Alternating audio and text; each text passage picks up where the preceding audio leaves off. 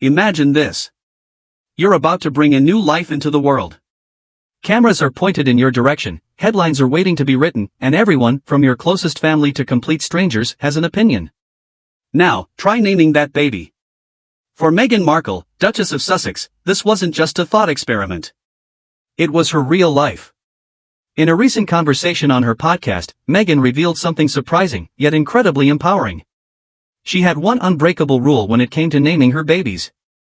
If you have an idea about what you're going to name that baby, Meghan shared, you keep it so close to your heart until that baby is born and it's named. Don't ask anyone's opinion. That's it. One rule. But it's one that speaks volumes. Because in that moment, Meghan wasn't just talking about baby names. She was talking about ownership. About intuition. About protecting something personal and sacred from being diluted by the opinions of others.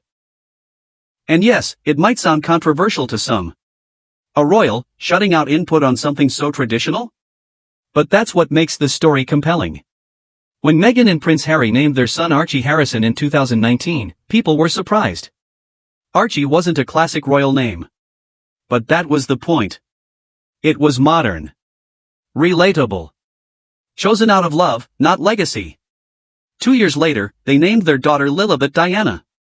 Lilibet, a deeply personal tribute to Queen Elizabeth, derived from her own childhood nickname used only by those closest to her. And Diana, of course, but what if this one rule wasn't just about babies, or names?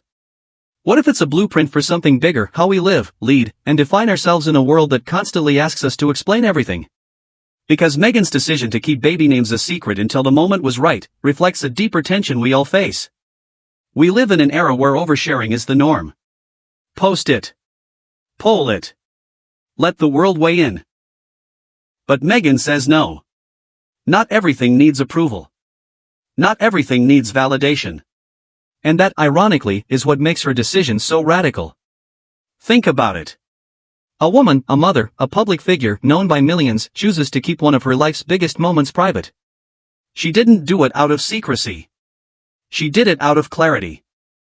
Clarity that some things lose their magic when opened too soon. She compares it to launching a new idea or starting a business. When you first have the spark, when the idea is still tender, it's vulnerable. Exposing it to outside voices can shake your confidence. Turn certainty into confusion. So what does she do? She nurtures it. Holds it close. Lets it grow strong in the quiet. It's something many entrepreneurs can relate to. Sarah Blakely, founder of Spanx, who joined Meghan in that podcast episode, agreed completely. She once said she didn't tell a single soul about her business idea for an entire year. Why? Because she knew the moment someone raised an eyebrow or laughed, she might abandon it altogether. Meghan echoes that same instinct. She urges women, especially mothers, creators, and founders, to protect their inner voice.